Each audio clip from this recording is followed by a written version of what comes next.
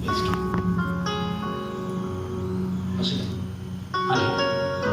Verse 5.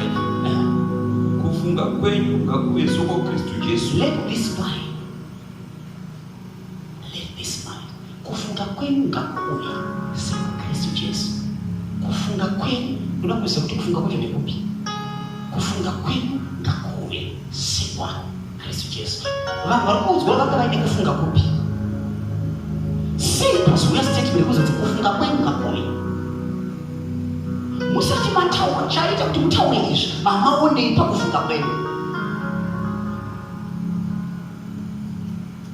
Tiri kuuya kuna Mwari, but kuna Mwari watiri kuuya kwaari ari kuti kufunga kwenu ndi mauyeni ngakuwese. Right, Ale? 8. Uye akati awanikwa Tachamba. 8. Uye akati awanikwa maari ane chimiro chomunhu, aine chimiro chemunhu, akazvininipisa uye akateerera kusvikira pakufa.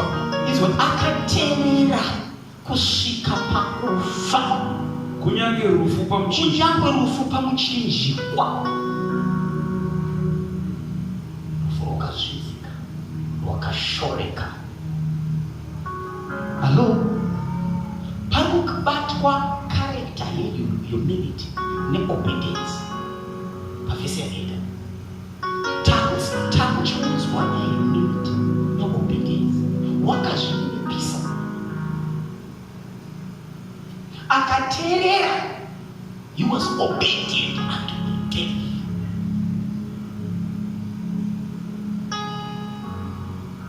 Wakazvinipisa. Kune vanhu vari kunamata kuti mabara havana kuzvininipisa. Vari kunamata kuna Mwari unotarisa nyaya yehumility. My God. Kune vanhu vari kuchema netivi vachikwira makomo nekutsanya kuti mabara havana kuzvininipisa.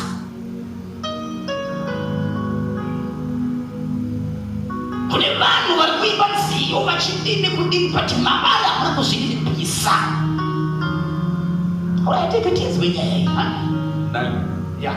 Naizvozvo Mwari akamukudza. Varume. Naizvozvo Mwari akamukudza. Ore, reason yekumukudza tainzwa kumashure. Saka zvakuti naizvozvo Mwari akamukudza. Tine vanhu vanoda kukudzwa naMwari here pano? Tine vanhu here vanoda kukudzwa naMwari? Kuti Mwari tandavadzaiwo ramwe, Mwari tandavadzeiwo. But secret yekutandavadzwa naJehovha Mwari wemasimba ose, iyanzi Kristu kunyange akanga ari Mwari akazvininipisa.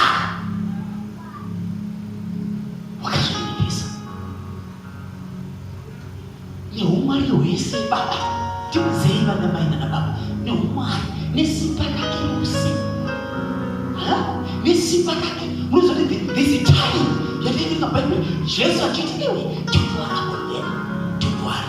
Unoti ndaisa kumbireni Baba, vakanipa legions of angels to fight vana. But siya zvangu vakadaro, urikunzwe nesimba ranga inaro rekuti anything chandinoda ndinochiwana, but kunyange zvakadaro pane kuzvinipisa kuri Mwari. Oita senge asina simba, oita senge asiriye kuti nimuzore madhaka, oita senge asingaone, iye achiona zvake. Achiona. Oita senge asingazivi, iye achiziva.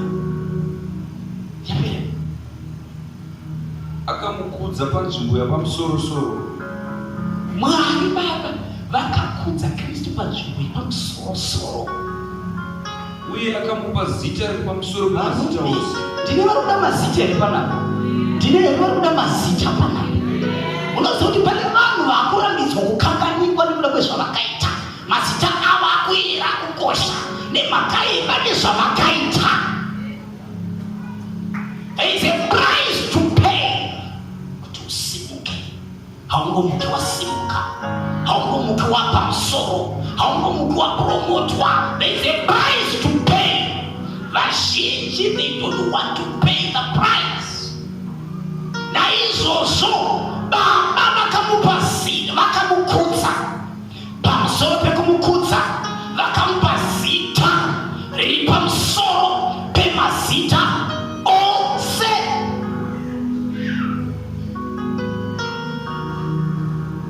Jehovha ndikudzewo pasevhisi ino. Jehovha nditandavadzewo parevival ino. Yes. Mwari nditandavadzeiwo.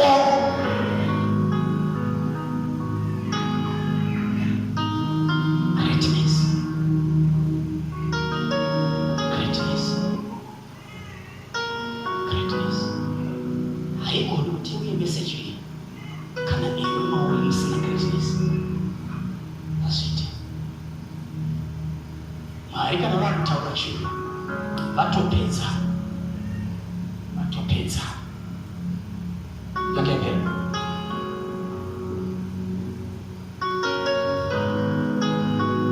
Psalms 42 verse 7.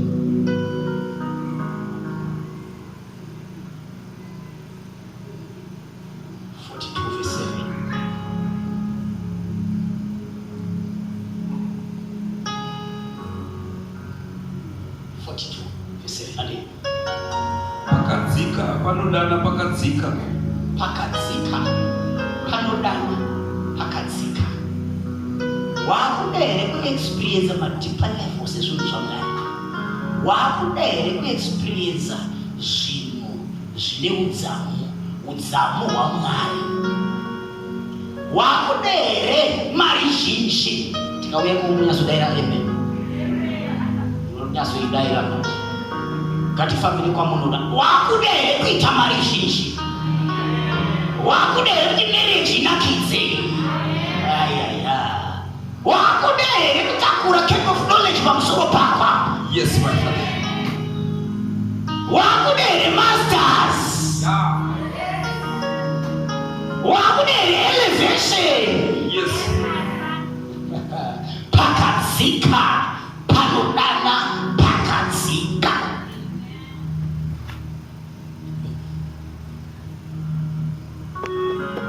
Zvinoitwa zvokonzera kuattracta favor, elevation, greatness. Kana muri mumba pane zvinoitwa nemudzimai kuti murume ushanduke pamafungiro ake. Pane zvinoitwa una baba vachiratidza mudzimai kuti mudzimai atwasanuke aite zvinoitwa nemamwe madzimai zvounza mufaro muimba muwanana. Murume ngaagone kuona greatness mudzimai wake, naiye mudzimai ngaaonewo greatness mumurume wake.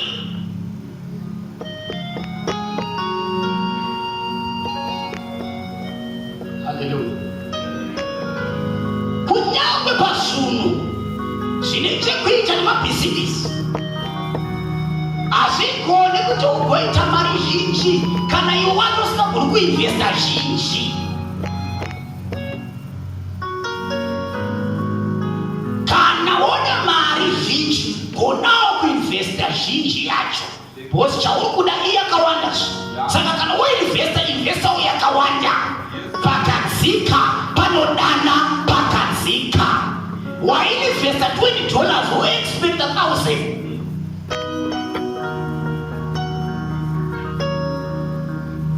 Kana wakuda rero yematasa gona kuinvesta mabasa acho. Pakadzika panodana pakadzika. Vanokudzwa nekuti mavari mune kukura. Saka chinongobuda mavari kukura nekukudzwa. Haleluya. Uye gona kuremekedza vakakudzwa kare muarea iyoyo. Gona kuona akatokudzwa muarea iyoyo, kana iri area yefinance, zviri zveaccounts, kona kuremekedza wodzidza kubva kune vakatoita accounts dzacho. Uri kuda kuuda position yemanagement, chidzidza kuti varipo vanobhehave sei. Tindazero because tinogona kungotaura promotion mumachechi, but tine vanhu vasingazivi how to behave.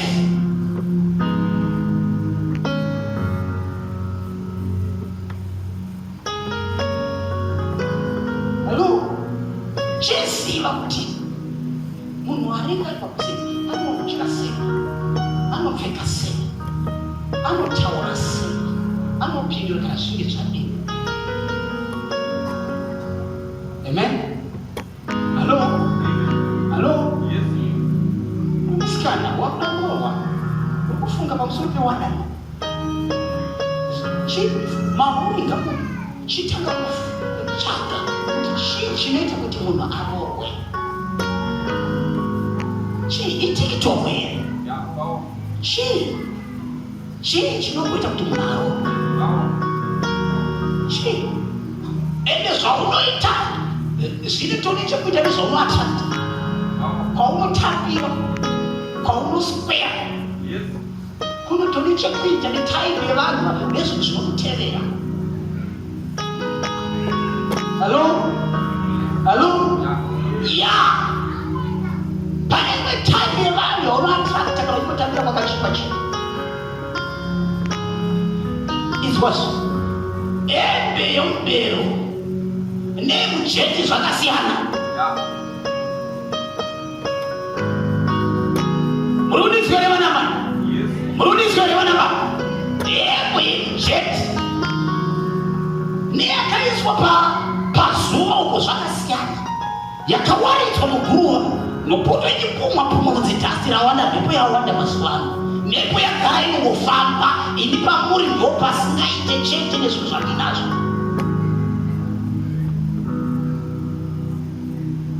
Wakuda here greatness,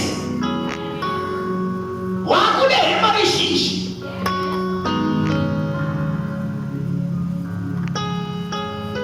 paunoswera kunongotitemana zvinokutevera nezvaunova nazvo.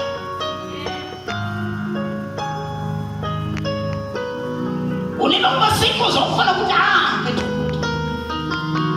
nekuti mauro okunzwa kuti pane zvimwe zviri nani. Haleluya. Kona kuona vakakuzwa, vatorwa zviri, vakurarama zviri, woremekedza, wochidzidza kubva kwavari. Vanozvigona sei, vanozvimaneja sei, vakambozviita sei kuti vasvike ipapa. Ask questions, vakazvikona sei, chii chakavasvitsana, ndeapo machallenges avakafesa. Amen. Kuna kuona Matthew 3 verse 4.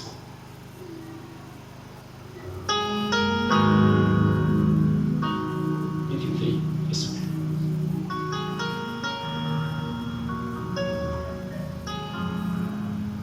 Matthew 3 verse 4. Nguo dzaJohani dzakanga dzakagadzirwa. Matthew 3 verse 14. Asi Johani akaedza kumudzivisa achiti, iyo yauya, ini ndinotofanira kubhabhatidzwa nemi, iyo yauya, imi mouya sei kwandiri? Kona kuona kunyange pakati pevanhu, kona kuona kunyange pakati peimba, kunyange pane noise, kona kupika zvinhu zvaMwari, kona kupika zvinhu zvine chekuita kuti life yako isimuke. Johani ari kuti chii? Hanzi ini ndinotofanira kubhabhatidzwa nemi, imi mouya sei Jesu alikuya kuna Yohana kubhabhatiza, ndio kubasa kwa Yohana kubhabhatiza. Jesu alikuya kubhabhatiza kwa. But Yohana alikuwa type yakuya manje kuti pa mando dzari kubhabhatiza yakasiyana nedzimwe type. Unakuona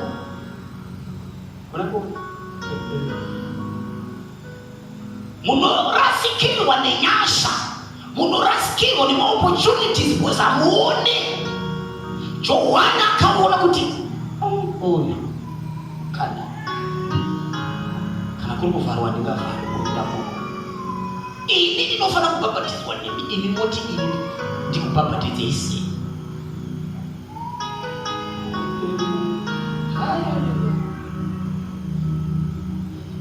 Haana kuitora seright kuti sisi ndiri ndinobhabhatidza, saka anofanira kuita zvandinoda. Ayaya,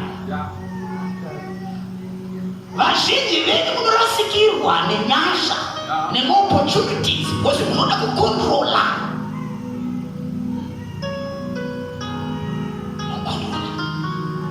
Yohana akaona Jesu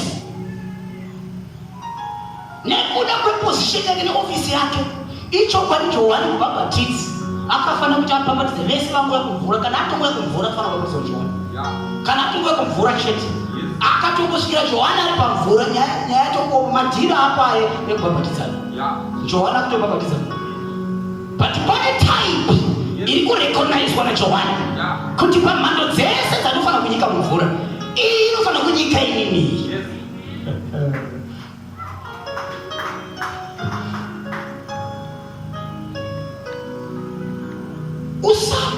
Usarasikirwe nezvinhu zvinokosha, kuda kuona,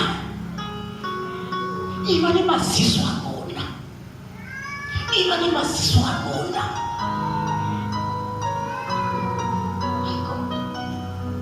Vamwe vedu munotaurisa stereki, hauzivi munhu aripasaibva kutande nezvinhu, unozvitaurisa vana ndinge wakazoda so, hautanga watopinda politics, hausi kuziva kuti munhu agara pasaibva kundiani.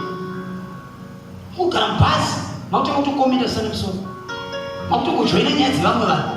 Vasikana mukutaura zokwadi zvamutaura ichokwadi, asikana ari panext sita unoona chikakata mutsipo so ichokwadi muri kurekesa. Vasikana ndakanga kuteerera so nyaya dzenyu dziri kunakidza, uziva so ndine zvimwe zvandakamboona. Watojoinira, hausi kuziva kuti ari pasaidi ndeya.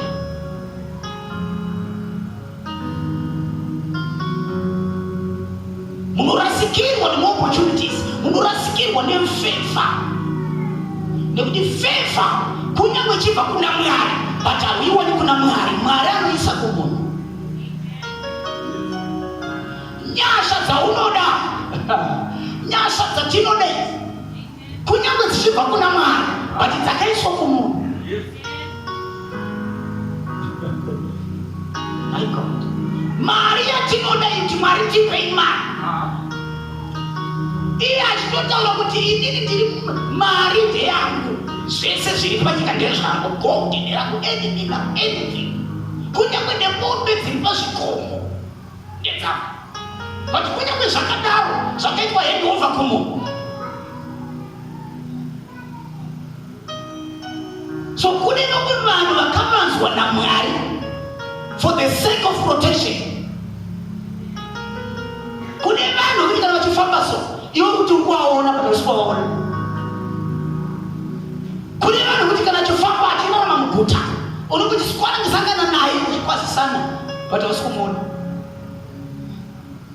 But ikakuudza kuti unovaziva kuti ehe, but chokwadi here unovaziva. It takes greatness to recognize greatness. Yohana akapika kuti uya akasekontinary.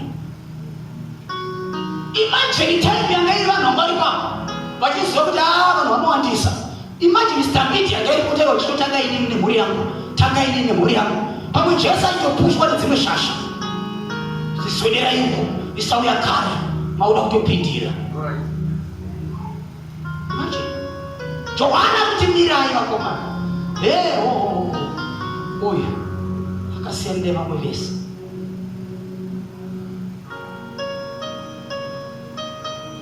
unogona kuona chakavanzwa nedenga, unogona kuona zvakavanzwa, for it is the glory of God to hide or to conceal a matter.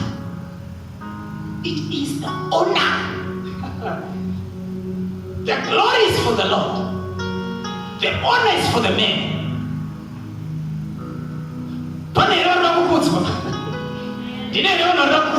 Yes. It is the glory of God to hide a matter. It is the honor of the kings to search out a hidden matter. Kuti mwaravanza iwotera uchifungunura uchiteta kuti pakavanzwa kuti pana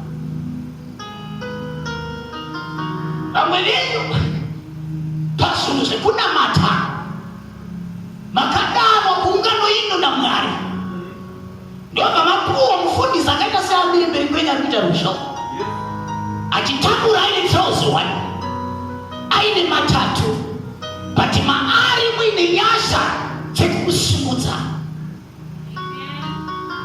Wakamupuwirwa yari palevho iro kuti pakusimuka kwake musumukirane.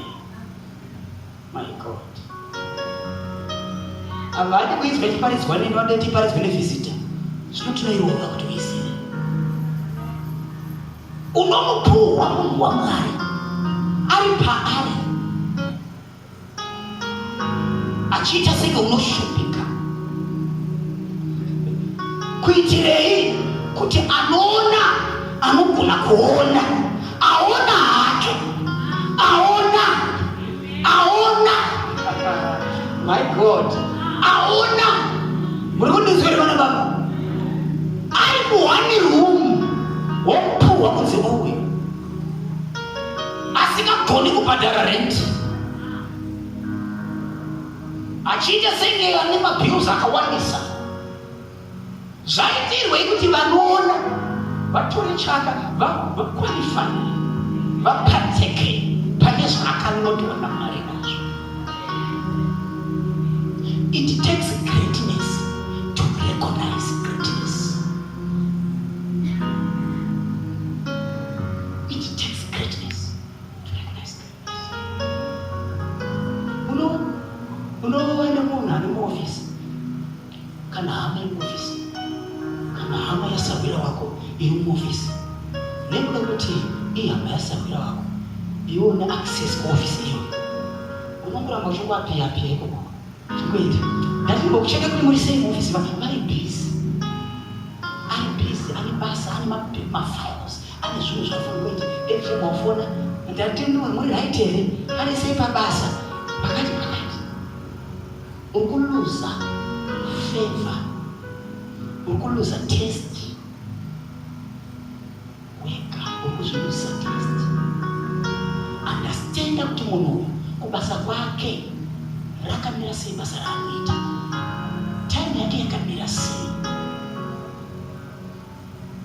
Ndine vanhu vandinoti ndikatarisa ndaona kuti uyu akakodzwa basa rake, profession yake, munhu ari busy, andikofoni kana kuerekana nakuendako, vanotogombedzera kuti why ndikuunderstanda chinhu chinonzi greatness. I respect, I honor chinhu chinonzi greatness, nekuti matiri ndinozwa, ndinozvizwa. Usazvirusa test. Vamwe tichikora kunzukune kunyimoka kudzimba uko kumamarriages, vamwe madzimai muri kuti rumenyu unoshusha, muri kuti rumenyu vanhu vari kudzoka kudzimba vanoda vari problem yekuti munotawisa achikupinda kugamwa nekoti chibva kubasa apa katoneta umwe musanyura ndinanga ndanyuro atwa apo wamwe stick kuti hama one face wangu ndinere munhu wakadhira nayoyo anonyudza ane stress dzodzo achipinda padhoo muna amai vari kunzi amai nepa arikugamuchirwa nekoti ko machiita sei bye nezvino makati chii uri kuzviluzisa test wega mudzimai.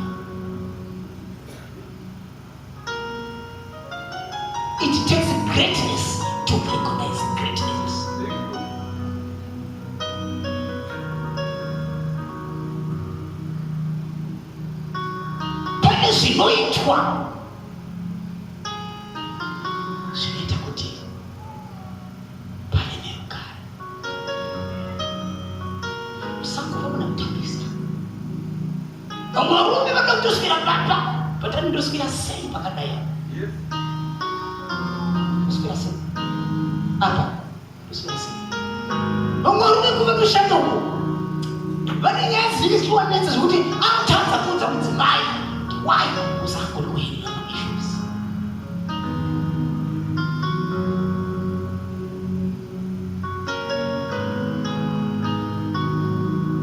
Mwari ngatibatsire pasevhisi ino parevival ino.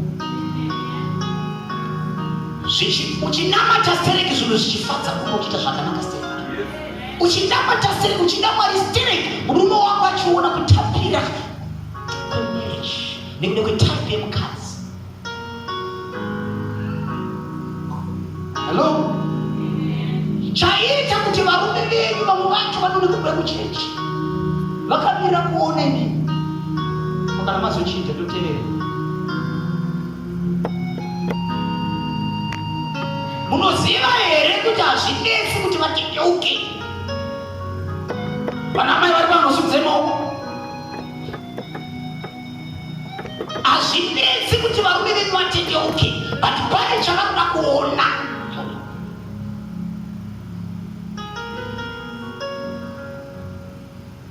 Varume venyu vamwe so willing to help you pazvinhu zvekunamata, but munguva ndasinganozvirwisa. Why? Because wacho akuti ari kunamata, ari kuti akazvita sekuti nezvari kuita izvi chingura akaenda kuchinja, but asi kuchinja akabadirei. Hallelujah. Hallelujah. Uchinamata stereki, uchichinja stereki kumbo. Uchinamata stereki mwanasikana, uchifamba zvakanaka stereki kunzoku kuchikoro. Hello? Nema TikTok azoya. Uchiisa tuma video, twende tuma makaisa zvimwe panze.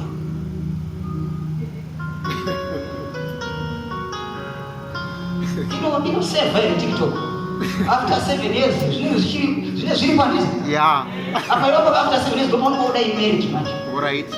Chapi uri kuda manje. Yakuisira mahasa ziya. Hello? Ino brasa kana chivideo chako chicho. Iwe kwazvikanganwa. Wakazvicheta rini kuri high school? Wakakaita rini kuri high school? Wakudaimba manje. Mwechina. Mwepasi pemvura. Mweyaena tete uri kubhainda zvisipo. Iwe zvawakaita. Alright. Marecords.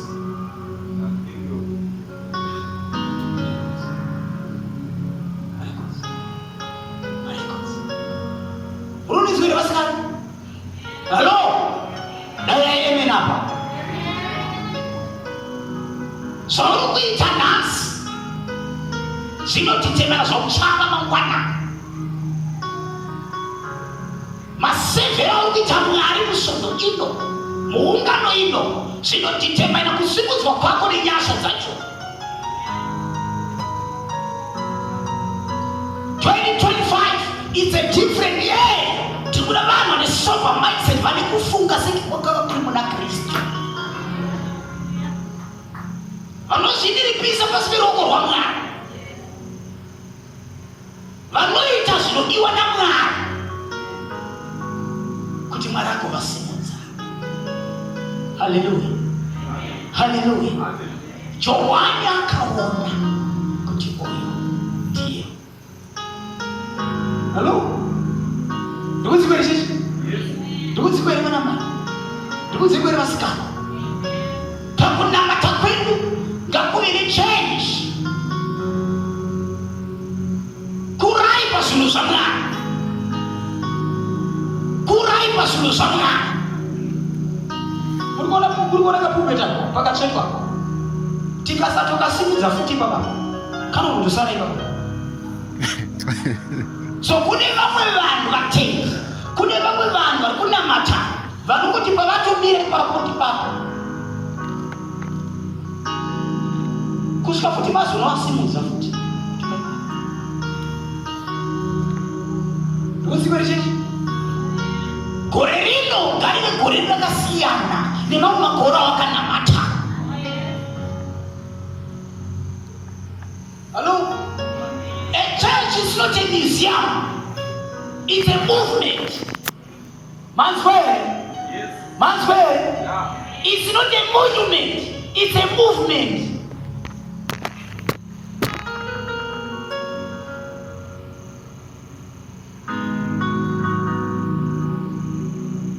Bana Joshua wakazirarama. Wakataka kushuhudia Bwana. Tati tipi calleth unto tipi. Wakazisa, wakazinika pazunguzekula mata. Pazunguzekula zamwana. Pati mukugumu wao wakati watakura. Simo bashituka mbele na pesa. Jina wanoda kukuzwe na mwana. Jina wanoda kukuzwe na mwana. Tati mwari kibatsiri. And this don't get a noise for everyone. One will serve as the substance.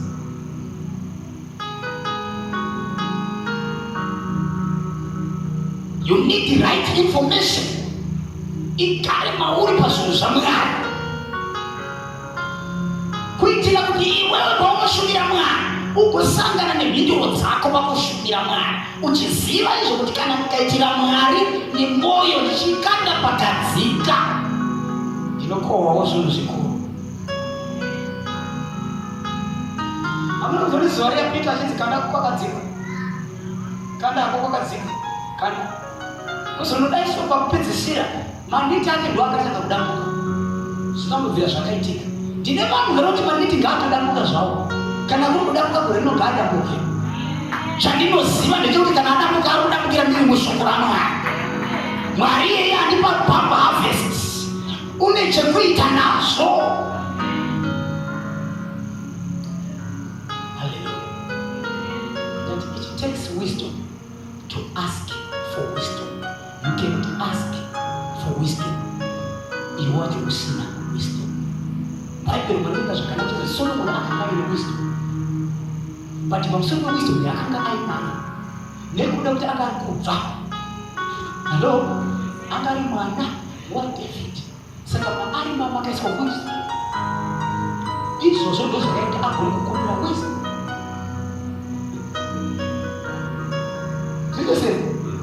Zise prima non kutsikana nepalariso. Kuzwa kutsikana. Mugove kuti ramba kutsikana. Tino musakutsikana. Musakutsikana isika kutsikana naso. Even though wisdom yakaibona Solomon, zvakatora wisdom yeimari kuti akupinda musodendo wisdom. Chinzwa, akumbira chiona zvakazopowa. Asi kumbira chiona zvakazaya kumbira zvakutendera. Nobva kukudzwa pamusoro zvaichapafuma nekukudzwa. Zvakazvisina. Kuti iwo kuitira kwa inoda kuchenjerwa nawo unodhisefa izvo. Pane zvimwe zvinhu zvinouya kana wagona kuona. Hello? Tanga kwere 5. Sokwesa foundation. Yemafati. Hello? Amen? Vese vakazvisa nemoyo pazvinhu zvaMwari havana kuramba vari ordinary. Vese vakazvisa pazvinhu zvaMwari nemoyo havana kuramba vari ordinary. Kune macouples akava outstanding pazvinhu zvaMwari. Kune mayouth akava outstanding pazvinhu zvaMwari. Kune masingles akava outstanding pazvinhu zvaMwari. Listen, vana Susana vakava outstanding. Vakadzi vakaita musangano, vakaita a group. Hello, a union. Yekuti uyai tishumire Mwari, uyai tishumire Jesu. Hello, kuti pamusoro zvatingatoita kushumira Mwari havana kuramba vari ordinary. Gore rino ngarive gore rekushumira Mwari kuti Mwari agozadzisa izvo zvamunoshuva, izvo zvamungada, izvo zvakarehwa naMwari. Abraham wakasevha Mwari. Zvanzi uchava baba vemarudzi. Halo, vasarudzi vatora uchava. But it takes greatness to recognize greatness. Abraham uvaona utekwatekwa uchiuya so uine dustness here vachinhuwa nekita hakuna perfume akati vasi ordinary. Kona kuona wewe, kona ukuona mani, kona kuona damuzire ndoda muone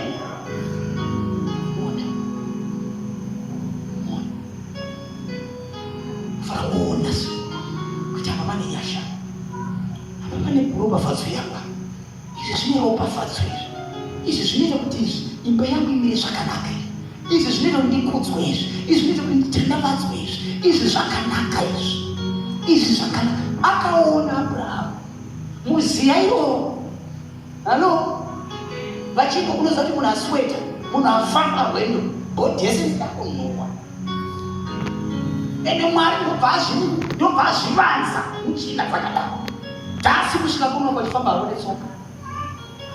Iye ari Mwari ari kufamba panyika yake yakasika. Abrahamu akati ndavanzirwa kwete ndiMwari, ndavamwara. Nekuti unozvidza zvakakudzwa naMwari. Unoti ukatarisa pavari sobva tavajaira. Abrahamu haana kuzvitora nenzira iyoyo, akati varanda vaMwari pane nyasha dzavo. Ndozuva rakauya Isaac, nyambisirwa Mwari ari kugamuchira, varume vatatu vari kugamuchira pane mbereko yaIsaac. Mbereko kaniko dzavari kusikirwa nadzo dzezvinhu zvekwaMwari zvine chekuita nezvinhu zvako. Zvikani zvawarasikirwa nazvo, mikana yadarika, kona kuona zvisikaonekwe nemamwe vari ordinary. Ona zvisikaonekwe nevari ordinary.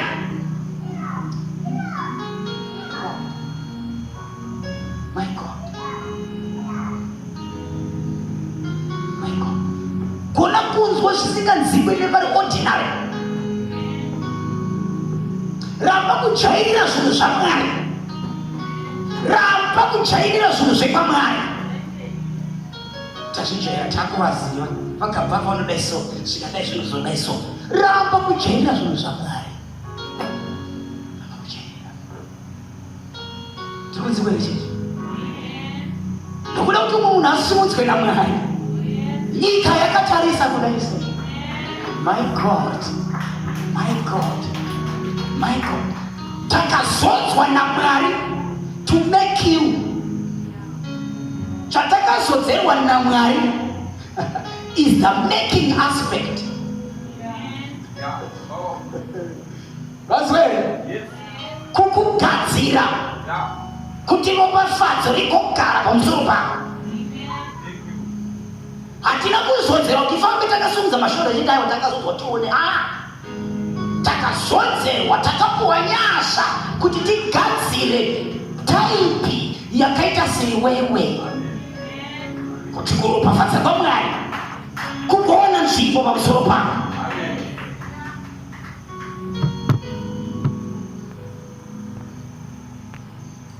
Mwari ngaakupewo nyasha pasevhisi ino, parevival ino, kuti ndaramba kuva ordinary, ndaramba kuva ordinary, ndaramba kuva ordinary, ndaramba kuva ordinary, ndaramba kuva ordinary even pazvinhu zvapaMwari. Ramba. Uda kuti tipoti magroomsman. Hello. Pane vamwe vanhu vanodhileya blessing. Dai amen ndimaparidze. Pane vamwe vanhu vanodhileya blessing so. Pane vamwe vanhu vanobhohwa vanodhileya blessing. Norungana kuti ngandidaisochiitira Mwari.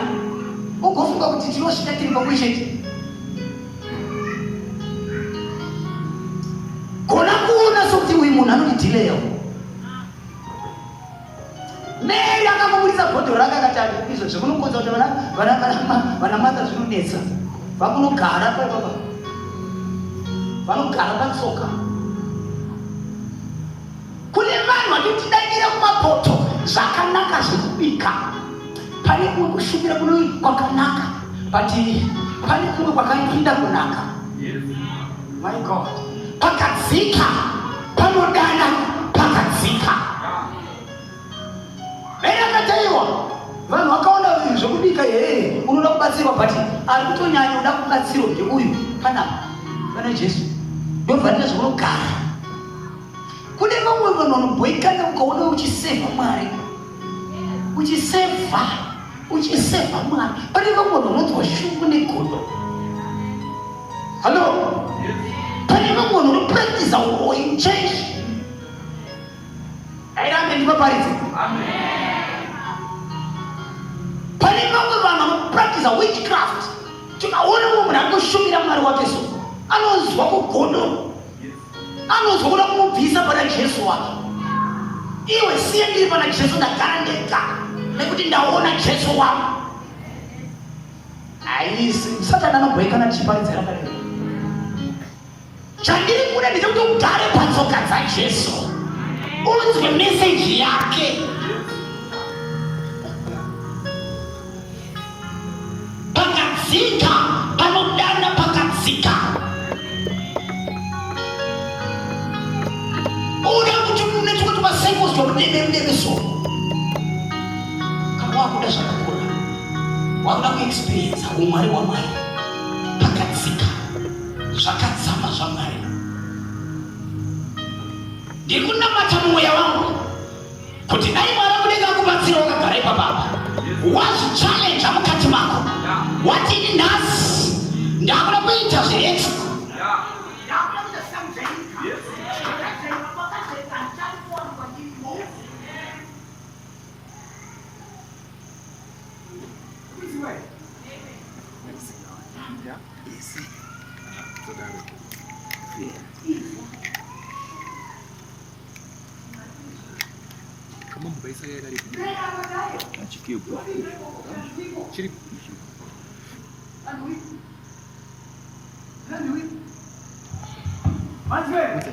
Yes. Yeah, unandiko. Mogari unorongerwa kuti bedzi usaone ropafadzo yako. Kuti mera asaone ropafadzo. Mera akati ndibva. Ona chinondirwadza vakamata zvavanoita manje. Vakaona kuti waramba kubva pana Jesu, vanoda kuuya kuna Jesu wacho kuti ona yakangogara ipapa. Unoza kupusa kwa Satani. Anoda kuenda kuna Jesu wacho. Jesu chinondifadza ndichibuda kubva ati iwe zvaunoita zvakatonaka, but uyasaridza kuita zvakanakisa. Zvatonyanya kusaridza ndo zvakanaka kudarika zvaunoita. Iwe pfuurira mberi zvaunoita siye weito. Ndiri kuti wewe chechi ndatipa revival ino gore rino, usatikanganisire munhu anoshumira Mwari wake, usativhirikidzire munhu anoshumira Mwari wake. Rekedza munhu ashumire Mwari wake, rekedza munhu anamate Mwari wake, rekedza munhu achibatanga naMwari wake, rekedza Mwari ainveste muna Mwari wake.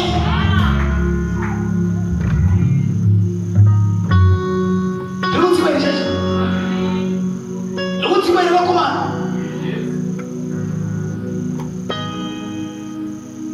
Uda muroge kupushwa sosengeta. Udengo kuti patacheta stand yo TV kana takura ndipachinomuisudza kuti ndikuramba chechi yakadaro. Halo, ndikuramba chechi yakadaro. Ndikuda vana baba vanosimuka sezvibhenevene seshumbakazi. Halo, dzinorwira territory. Ayayayaya, shumbakadzi inovhima. Ndiri kudawo vana baba vanochengetedza territory nevana, vanoti zvinhu zvaMwari hazvitambwi nazvo. Ndiri kudawo vana vaMwari vanoti Mwari takamuona muva muno, satikanganisiro Mwari watakaona, sikutolerate nonsense. Ndikudziwe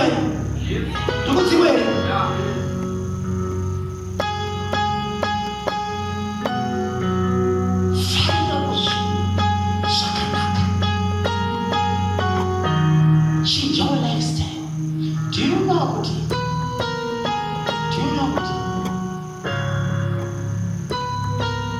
umama. Ndikuuza mukula kulikola kuti inyika ibi inozvipractice kuti vana veumama vanotonodzidziswa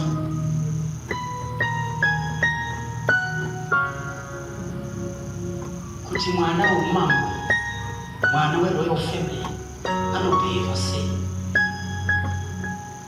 Behavior chache, behavior. Mwana weroyal family anotaura sei, anodya sei.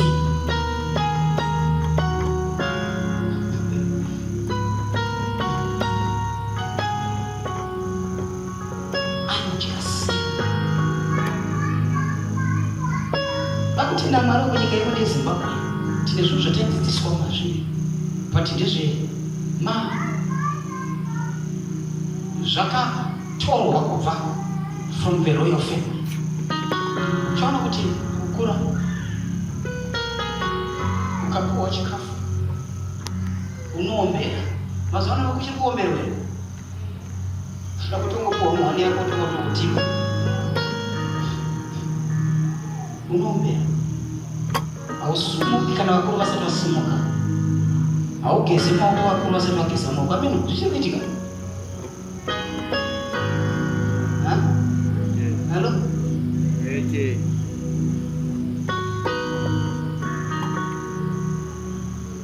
Haunongi nyama vikuru asati anoka.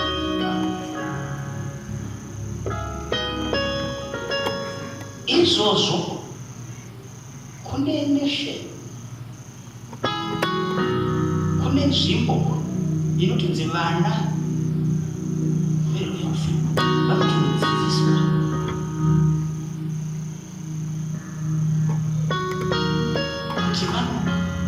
kuti abehave, aone kuti mwana ndozvakafanana nekingdom yaMwari.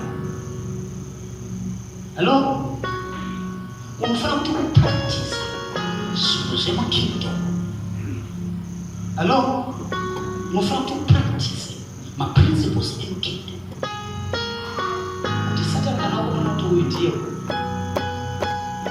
Mwari wokutakuropafadzi. Hello? Panguva chichinoti dheri kuna Satani inyaya kuti pane zvinhu zvatisiri kupractice. Pane zvinhu zvatisiri kuita zvavanoziva kuti tikazviita yaana access, but arikuona tisikazviita but ndokey yamandimba. Ngati kana wakuda mari yakawanda investa more. Kana uda kuexperience Mwari muzhinji, hello, investa more zvinhu zvaMwari. Naziwa titese chiri kusiyanisa John na Peter na Matthew, hello, na Judas kamusevhero kamushumiri. Vese vadetswa naJesu muchiti, vese vateveri vaJesu, but mari zavo dzavakutonosiyana pavanhu vadetswa nemunhu muchiti. Pari kunogara umwe ari kunosarudza kunogara pachipfuva.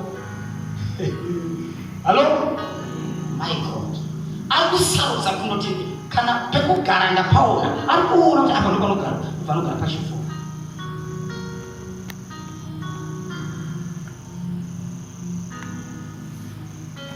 Saka uchiona kuti revelation yacho yakasiyana neyaPeter. Nekuda pakagara.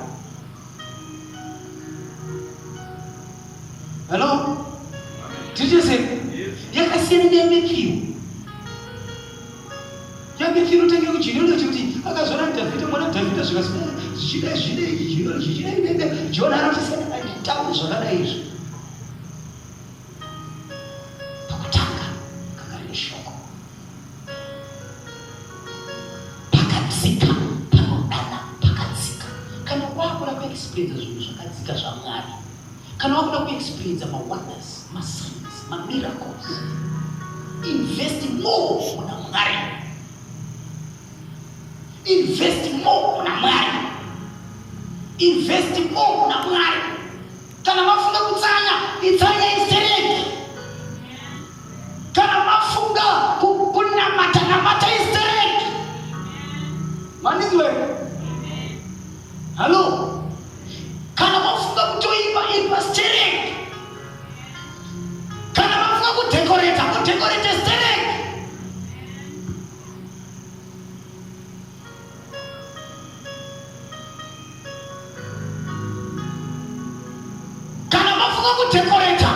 zvisazodai izvo.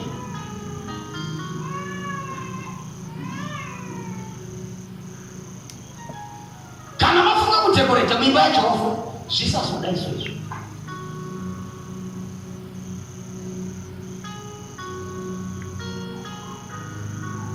Dai amen Satana bweka. Kana wafunga kuitira Mwari to the best. Usikuitira Mungu alipodina. Ulikuitira Mungu. Chikuitira Mungu. Usiweje? Kana tafuta kushuhudia kutishuhudia Mwari. Excellence, honor of God. That it takes greatness to recognize greatness. The Queen of Sheba akanzwa information about Solomon, akatandira mida kakarakana nazo zvakadai. Novasimuka novaenda kwaIsrael, achinosvika pabhota achiona black bulls akati vakomana varone security yakadai. Achiona pabhota achipinda munyika achiona magavhena acho, achiona maasha, akati my God, hey, kwenda asiko zvakadai, kwenda asiko. Tindezero achiona hosting 10, akati hey, inyika iko kwenda kusika hii, jekupi kwa ndama, kupi, senda mbona zvakadai, kwa kuine mamwe madzimambo angariko, ushamisika. Solomon asitamona, hakuna asha, hakuna hosting, so escort. Hapana wataona papinzwa mwimbazi penda kuno kwa mnonera mambo nekuno achifuna nekwalokona kuti makomba kupi kwakadai kwangu asiko izvo. Pari kunogara pacho ndiri mambo zvakubati. This one Solomon achizonopresentwa kuna Queen of Sheba mupalace make. Queen of Sheba hana mazuva akare akawanda, anongotanga nekuti vakandiudza, havana kundipa information yakakwana.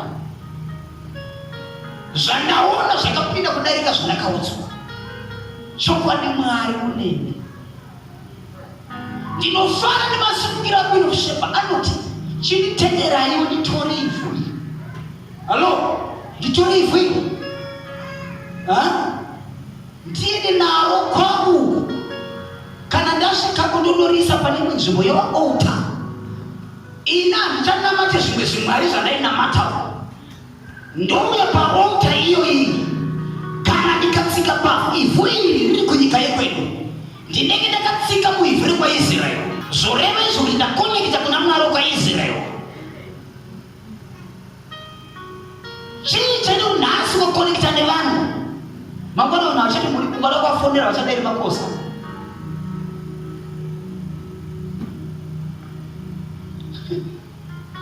Muri kusanganiswa nevanhu vane potential yekukusimudzai. Muri kusanganiswa nevanhu vane potential yekusimudza kunyange nehama dzenyu. But character yenyu inovava. Attitude yenyu. Asvika Queen of Sheba anoti Mwari ndamuda. You are a member of this ministry. Wabuya kunzeu.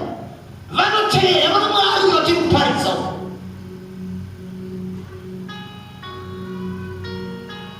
Mai guru venyu, mukadzi wavamukuru mukoma murume wako, akanzwa nezvaMwari kana akakutarisa.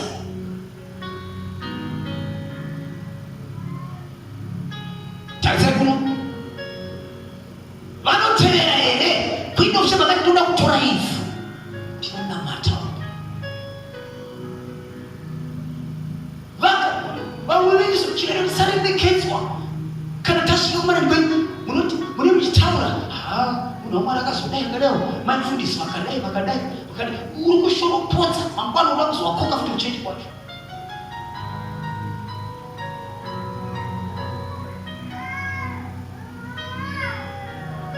chodipowa ndiwe futi urikufuka mapana pachinu mwari mtina matiri ubongwa chinyeo shorobodzo chituka cheche Queen of Sheba kuti vakatiudza vakati this is revival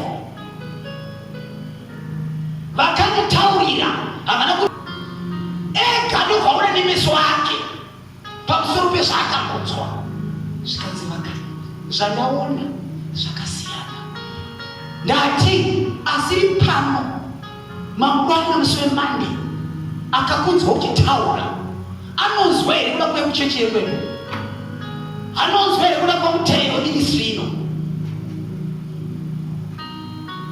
ndibvunzira vasa kuti vanonzwa here kuda kutevera munoteverwa here vabvunzei kuti munoteverwa here nini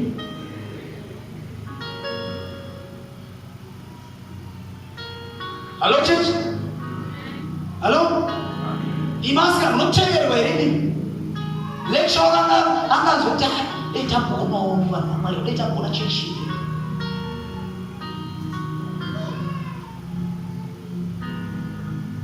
excellence, greatness. Don't lose taste. Semana wa mwari. Don't lose your value. Semana wa mwari. Don't lose your position. Semana wa mwari. Know your position mwana Kristo. Hello? Ndiri kunamata kuna mwari. Kuti mwari aropofadze mudzimai ari pano. Mwari aropofadze vamwe baba vari pano. Nekuda kwemashumiro avachaita gore rino. Gore rino nderekushumira mwari. Zvisina kutsvaka kuti mainingari kuti chii ko ndingakazodini. Do your part. Focus on Christ, the author and the perfecter of our faith. Focus. The Bible says focus. Ukona wanoda kuende makuu. Huku haisumuki. Saka Bible rakati vanobira Jehova. Hello? Vachaburuka samakondo. Mazwe that waiting. Is waiting ya kuzimu litakamia. Ovongomire. No, it's the saving part. That waiting, that waiting. Hello? Those that are saving the Lord. Those that are saving. Varikushumira. Those who are waiting here. Varikushumira mwari. Gore rino ndikuda vana baba vanoshumira mwari. Ndikuda vana mai vanoshumira mwari. Musiye tsine kupretend as if you are there in msipo. So you count out it hapa ningina. Usiruda. Anatu count hapa.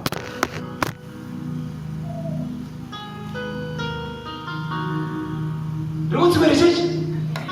Yes. I do foundation.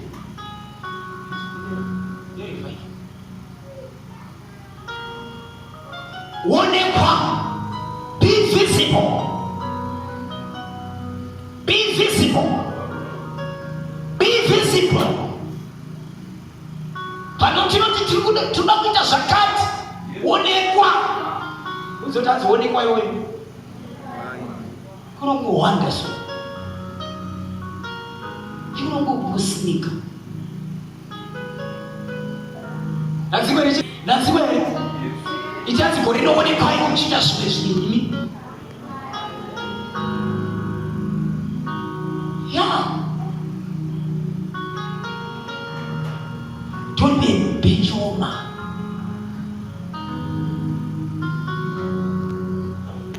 Tarisa soona kuti apomukana ngashumire Jehova. Apomukana ngashumire Jehova. Vaka ukama ramba uchivaka. Ramba wako. Ramba chete. Ramba chigadzira. Kudaro so it's an altar. Your chest. You are saying the more you altar mechifuta, the more you are fasting, the more you are praying, the more you are saving, the more you are obeying. Altar mechifuta.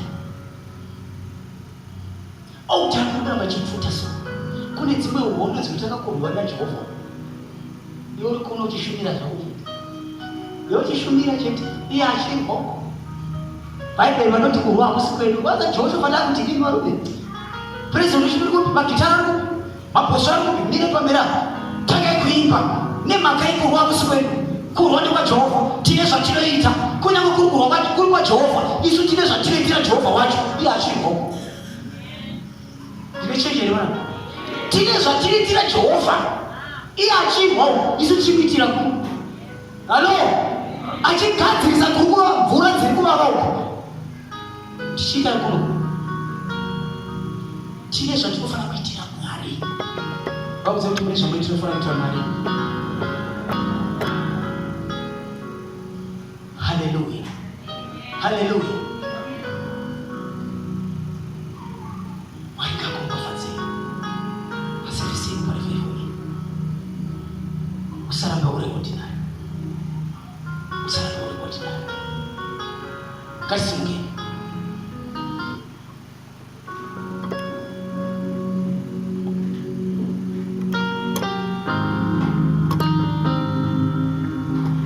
Ndiuzive vari pasati kuti musanyemba zvinembera Mwari.